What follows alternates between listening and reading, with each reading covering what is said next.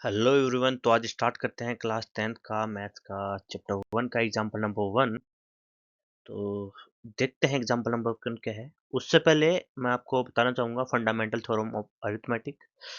तो fundamental theorem जो theorem of arithmetic है वो ये बोलती है कि every composite number can be expressed factorized as a product of primes and this factorisation is unique apart from the order in which the prime factors occur. ठीक है, तो ये चीज दे रखी है। अब ये क्या बोलना चाह रहा है अपन उसको थोड़ा देखते हैं। देखो, एक पहला होता है कि प्राइम नंबर क्या होता है, राइट। प्राइम नंबर फर्स्ट अपन डिस्कस करेंगे। प्राइम नंबर एक प्राइम नंबर वो होता है जो कि क्या हो, एक से डिवाइड हो, राइट, और सेल्फ खुद से हो। वो नंबर वही होता है प्राइम नंबर। जैसे कि कौन कौन से होते हैं, 2 होता है, 3 होता है, 5 होता है एंड 7 सो ऑन, ऐसे चलते जाएंगे, राइट। यहाँ पे जो 2 है वो एक से डिवाइड हो रहा है और 2 खुद से डिवाइड हो रहा है। 3 भी सेम चीज फॉलो कर रहा है, एक से हो रहा है, 3 से हो रहा है, राइट। ओके, सिमिलरली ऐसे चलते जाएंगे, ये खुद से डिवाइड हो रहे हैं और एक से डिवाइड हो रहे हैं। अब जो एक है ना, एक ये एक प्राइम नंबर नहीं है। क्यों नहीं है? क्योंकि एक केवल एक से ही डिविजिबल हो रहा है। वो खुद से भी हो रहा है, खुद भी वो एक ही है, but this number should be distinct, क्योंकि एक ये तो सेम ही हो गए ना, राइट। यहाँ पे ये एक से डिवाइड हो रहा है और खुद से डिवाइड हो रहा है, और दोनों डिस्टिंक्ट होने चाहिए, अलग होने चाहिए नंबर, राइट। वो प्राइम नंबर है। उस अब कंपोजिट नंबर क्या है? कंपोजिट जो प्राइम नंबर होते हैं, प्राइम नंबर उनका जो प्रोडक्ट होता है ना, वो अपन कंसिडर कर सकते हैं कंपोजिट नंबर होता है। मतलब कंपोजिट जो नंबर होता है उसमें क्या होते हैं, एक से ज्यादा प्राइम नंबर्स होते हैं, राइट। कैसे? जैसे मैंने कोई नंबर ले लिया 10, राइट। तो 10 क्या कंपोजिट नंबर है? क्यों क्यों है कंपोजिट नंबर? क्योंकि ये एक से डिवाइड है, राइट। ये 10 से डिवाइड होगा, राइट।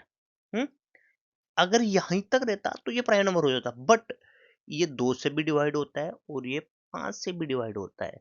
तो कंपोजिट नंबर क्या होते हैं? उसमें क्या होता है, अपन ये भी बोल सकते हैं उसमें एक से ज्यादा प्राइम नंबर होते हैं। अगर 2 प्राइम नंबर हो गए तो वो कंपोजिट नंबर हो जाएगा। ये इसकी डेफिनेशन अपन बोल सकते हैं, राइट। या ये भी बोल सकते हैं कि अगर उसके 2 से ज्यादा फैक्टर हैं तो वो एक कंपोजिट नंबर होगा, है ना। 2 से ज्यादा फैक्टर हो गए ना, एक हो गया, ये 10 हो गया, एक 2 हो गया, एक 5 हो गया, राइट।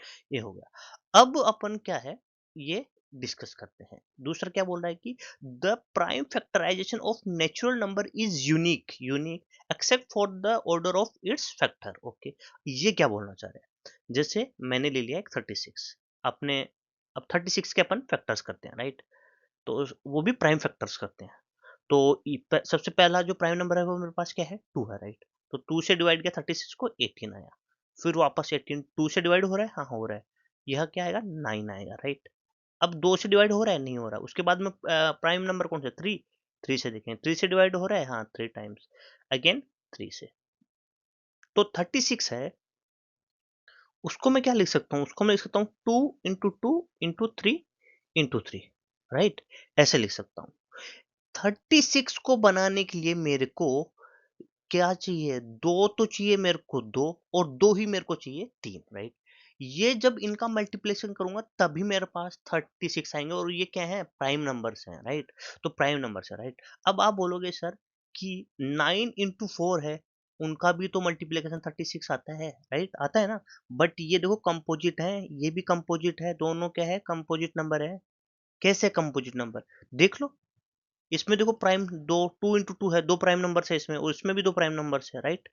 अल्टीमेटली जो 36 है वो है, अगर वो प्रोडक्ट होगा किसी प्राइम नंबर्स का तो उसमें 2 2 आएंगे और 3 3 भी 2 बार आएंगे, राइट। अब क्या है कि मल्टीप्लीकेशन हो रहा है, राइट। अगर मैं ऐसे लिखूं, इनका ऑर्डर चेंज कर दूं, तो क्या वो फर्क पड़ेगा, 36 ही रहेगा वो। या 3 into 2 into 2 into 3 ऐसे कर दूं, right.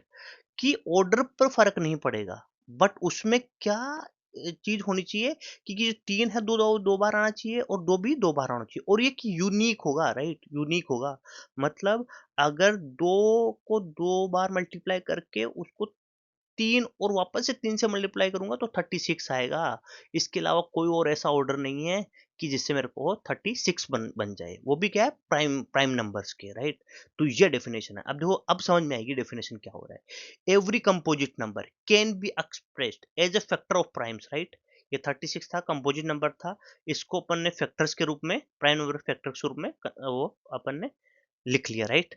And this factorisation is unique, मैंने बोला था यूनिक होंगे, 3 2 बार आ रहा है, 2 2 बार आएगा, right, unique apart from the order in which the prime factors occur, right. अब ये apart from the factors the prime apart from the order in which the prime factors occur, right. ये क्या बोल रहा है कि ये जो जो ऑर्डर है उस पर डिपेंड नहीं करेगा कि अब देखो ऑर्डर है कैसे भी लिख सकते हैं अपन, है ना। उस ऑर्डर पे जो प्राइम फैक्टर्स का जो मल्टीप्लिकेशन ऑर्डर है उस पर डिपेंड नहीं करेगा, बट ये डिपेंड करेगा क्या, कि उसमें जो प्राइम नंबर्स हैं, जितने अपन ने फैक्टराइजेशन की है उतने ही रहेंगे, राइट। इसका मतलब 36 है, उसमें का एक प्राइम फैक्टर 2 है, और एक प्राइम फैक्टर कितना 3 है, और ये 2 2 बार आएगा और 3 भी 2 बार आएगा, तो यही बोलना चाह रहे हैं, है ना। अब अपन देखते हैं एग्जाम्पल नंबर 1। एग्जाम्पल नंबर 1 अपन को क्या बोलता है कि कंसिडर द नंबर्स 4 की power n where n is a natural number, check whether there is any value for of n for which 4 की power n ends with the digit 0। Okay, यहाँ पे एक वो है करेक्शन, क्या है ये 4 की पावर n होगा, राइट। ओके, अपन को ये पता करना है। ओके, अब कि जीरो पे एंड होता हुआ ना, 4 की पावर एन जीरो पे। अब पहले क्या करता हूँ, इस एग्जांपल से पहले मैं आपको कुछ चीज शो करना चाहता हूँ कि अपन उन चीजों को एनालाइज करेंगे, उन नंबर्स को एनालाइज करेंगे जिनके एंड में जीरो आ रहा है। मैं 10 ले लिया, एक में लेता हूँ 30, राइट, और एक में लेता हूँ 100। इनसे अपन को कुछ ना कुछ तो समझ में आएगा ही आएगा, राइट। अब 10 लेता हूँ मैं, 10 के फैक्टर्स करता हूँ मैं। जैसे ही मैंने 10 के फैक्टर्स किए, पहला प्राइम नंबर 2 है, 2 से डिवाइड हो रहा है। उसके बाद में प्राइम नंबर 3 है, 3 से डिवाइड नहीं हो रहा। उसके बाद में 5, 5 से हो रहा है। तो 10 को मैं लिख सकता हूँ, 10 इक्वल्स टू 2 इंटू 5, राइट। 2 और 5 का एक पेयर बन गया, राइट। अब यहाँ से मैं एनालाइज कर रहा हूँ तो पता लग रहा है कि अगर 10 बनाना है, अगर 0 बनाना है, तो 2 और 5 का एक पेयर होना चाहिए। चलो ठीक है, 30 को करते हैं अपन। 30 को मैं एनालाइज करता हूँ। 30 है, 30 के मैंने वो प्राइम फैक्टर्स कर रहा हूँ। 2 प्राइम नंबर 2 है, 2 से डिवाइड किया, 30 को 15 आया। उसके बाद में 2 से जा रहा है, नहीं जा रहा है डिवाइड। 3 से जा रहा है, कितना 5 टाइम्स। ओके, अगेन 3 से जा रहा है, नहीं जा रहा, किससे जा रहा है 5 से, कितना 1 टाइम। ओके, तो 30 को क्या लिख सकता हूँ मैं, 30 को मैं लिख सकता हूँ क्या, 2 इंटू 3 इंटू 5।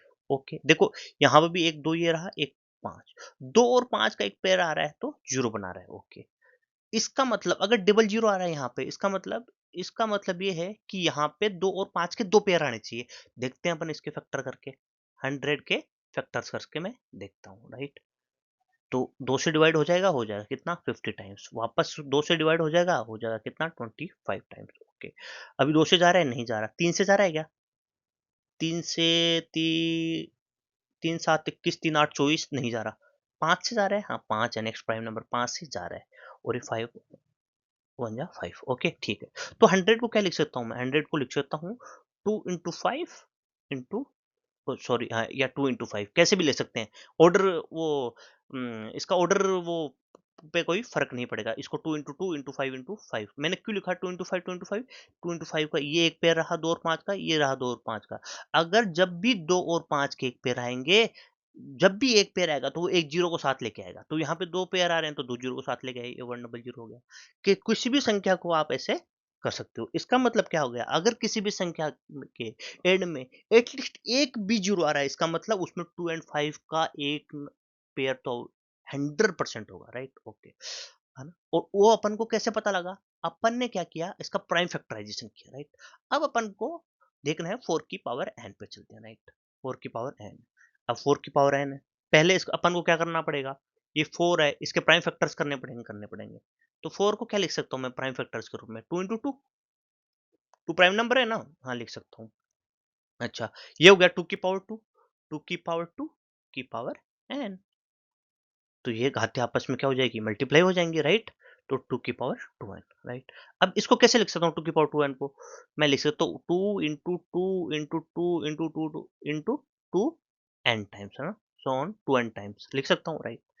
अब इस फैक्टर को मैंने जैसे ही एक्सपेंड किया, ये क्या था, मेरा कोई कंपोजिट नंबर है, उसको मैंने प्राइम फैक्टराइजेशन के रूप में लिखे, तो मेरे को क्या पता लग रहा है कि इसमें केवल 2 का ही रिपीटेशन हो रहा है। मतलब इसका जो प्राइम फैक्टर है वो केवल क्या है, 2 ही है, राइट। उसमें क्या नहीं है, 5 नहीं है। इसका मतलब, और अपन को पता है क्या कि 2 और 5 जब साथ में आएंगे तभी ही किसी भी संख्या के एंड में जीरो आ सकता है, राइट? सही बात है। बट यहाँ पे 5 नहीं आ रहा, इसका मतलब जो 2 की पावर 2n है या 4 की पावर n है, वो जीरो पे एंड नहीं हो सकता उसका। जीरो ऐसा मतलब वो पॉसिबल ही नहीं है। क्यों नहीं है? क्योंकि उसमें क्या हो रहा है कि 2 तो रिपीट हो रहा है बहुत बार, है ना? 2n टाइम्स, बट उसमें 5 नहीं है। और अपन को पता है कि किसी भी संख्या के एंड में अगर जीरो आना है, डिजिट जीरो आना है, तो उसमें पेयर 2 एंड 5 एक साथ होने चाहिए, राइट? एक साथ होने चाहिए, राइट? तो ये इसका सॉल्यूशन होगा। आपको समझ में आया मैंने जो समझाया? अब बुक में कैसे दे रखा है अपन, तो सॉल्यूशन में क्या दे रखा है कि इफ द नंबर 4 की power n for any n were to end with the digit 0, then it would be divisible by 5, है ना? अब बुक में क्या है, इतना ही दे रखा था, है ना? बट मैंने यहाँ पे ये ऐड हो के एंड टू, राइट, कि कोई भी संख्या है उसके एंड में अगर जीरो आ रहा है, लेट्स से 40, राइट, है ना? तो वो क्या होना चाहिए, 5 से डिविजिबल भी होनी चाहिए और वो 2 से भी होनी चाहिए, राइट? बट बुक में क्या लिखा रहा था, लिख रखा था ओनली 5। देखिए जैसे 25 है, 25 5 से डिविजिबल हो रहा है ना, हो रहा है, राइट? 5 टाइम्स। बट क्या इसके एंड में जीरो आ रहा है? नहीं आ रहा, राइट? तो सही डेफिनेशन क्या होगी कि by 5 and 2 it should be divisible by 5 and 2, then that is the prime factorization of 4 की power n would contain the prime 5, और यहाँ पे साथ में 5 और 2 भी लिख लेना है ना, 2 5 एंड 2, ओके? बुक में नहीं दे रखा था ये, यहाँ पे एडिट करना भूल गया मैं। This is not possible because क्यों? क्योंकि 4 की पावर n है, उसको मैं प्राइम फैक्टर्स के रूप में लिखा तो 2 की पावर 2n होगा, और उसको एक्सपेंड किया तो अपन को पता चला कि इसमें प्राइम फैक्टर्स ओनली 2 ही अवेलेबल है। So the only prime in the factorisation of 4 की power n is 2. So the uniqueness of the fundamental theorem of the arithmetic guarantees that there is no other primes in the factorization of 4 की power n, so there is no natural number n for which 4 की power ends with the digit 0। जो अपन ने fundamental theorem of arithmetic पढ़ी थी starting में, वो क्या बोल रही थी, 36 था, तो वो ऐसा बोल रही थी कि इसमें दो दो बार आएगा और तीन भी क्या आएगा, दो बार आएगा, राइट? इसके अलावा कोई और प्राइम फैक्टर इसके नहीं हो सकते। तो अपन ने 4 की पावर n के प्राइम फैक्टर करके देख लिए, तो उसमें क्या आ रहा था, 2 इंटू टू इंटू टू आ रहा था 2n टाइम्स, राइट? ये आ रहा था।